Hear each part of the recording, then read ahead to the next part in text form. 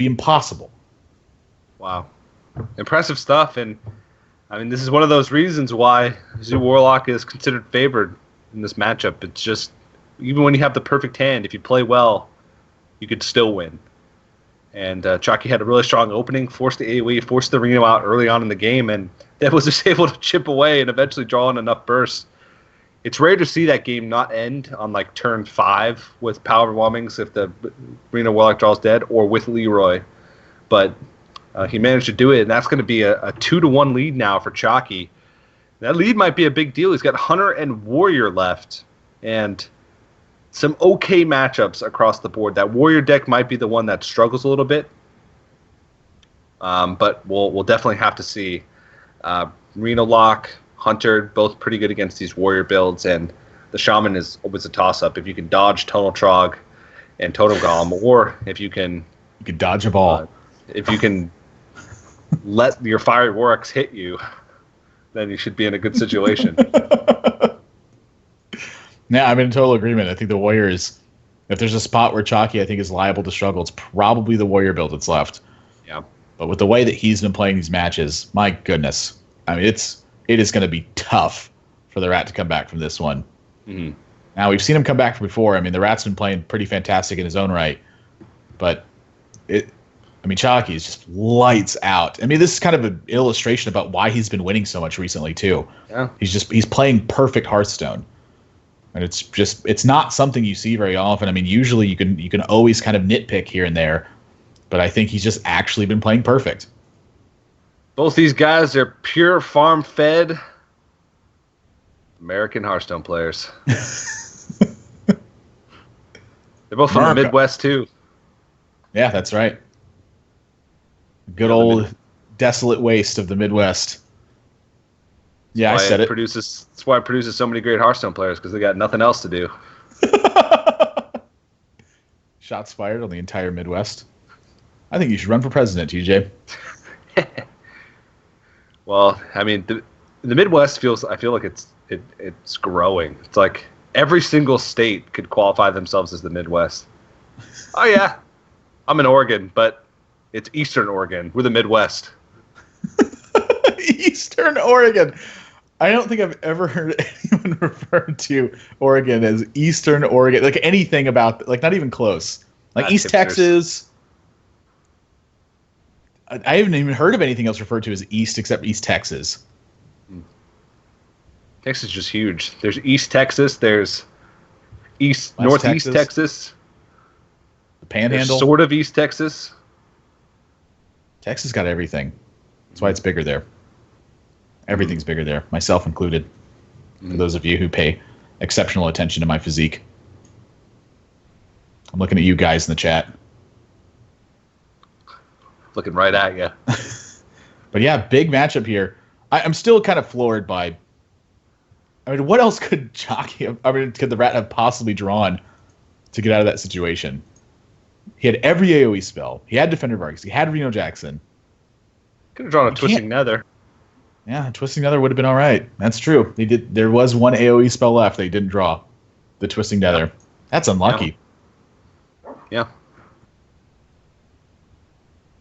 Definitely very unlucky. So the Hunter build from Chakki, a little bit different than kind of what we've been seeing. 2 copies of Tracking, obviously meant to dig for stuff. I mean, is that just a nod to the fact that you want to find Call of the Wild that badly, you think? Yeah. And also I think just like to fill out the curve, it's a deck that relies on curbing well. It's a deck that relies on having powerful drops every turn. You go into that late game and you miss a few turns of drops, you're not going to be in that great of a position. I really like the Trackings just because they give you that flexibility. And, you also have tech cards in that deck that are dead in a lot of situations, but fantastic in a lot of situations. Deadly Shot, Freezing Trap come to mind. But looks like we're going to jump into Hunter versus Shaman here. And I already see a Tonal Trog in the Rat's hand. Yeah, always a welcome sight to see that one. And I think pretty likely to keep the Abuse Sergeant. But Chakki's got that Eagle Horn bow. It's such an important card in this matchup. And no Tonal Trog for the Rat. I mean, that's really one of the big problem cards that I think Hunter struggles with is Totem Golem. It just trades so favorably versus your early game stuff. Yeah, I mean, you usually have to trade in 2 of your 3/2s, or you have to trade in a 3/2 plus a swing from the Eagle Horn bow. It's incredibly rough. And now we're getting to that point where my least favorite part about high-level competitive Hearthstone is when nobody wants to mulligan because they don't want to give any information over to their opponent. And both of these players know that they don't really want to have to do this, but they do it anyway. A little bit of a shakier start for Chakki. And Flame Wreath Faceless, certainly a good one in this matchup. Well, there's that tracking. It really wants to get going. But yeah, Flame Juggler, I think, going to be slightly better here. If this juggle lands, no smooth trades for the Rat afterwards. And it misses. And look out, that's game 1. That's game number 4, boys. We're going to a game 5. Unleash the Hounds cleans this up relatively well. Yeah, in a turn. Yeah. Well, he's going to tracking here. We actually restarted the spectator clients in between these matches specifically to fix the spectator bug. No dice. And no dice, so make sure you guys are reporting it out there. Let the team know. Use your imaginations.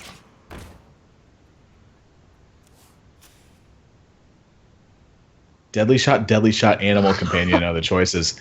And that's actually kind of brutal for Chakki, considering that there's just a Flame Wreath Faceless in the Rat's hand. Unleash. I got my eyes on that Unleash. Chakki's. Trade first, eh? Yeah, I don't know about that one. There we go. I was really going to hammer him for that one if it came to it.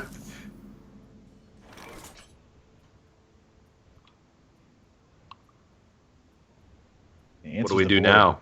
Flame Wreath is just, I mean, it's looming. And that's the one thing he's thinking about is how do I handle Flame Wreath Faceless after this?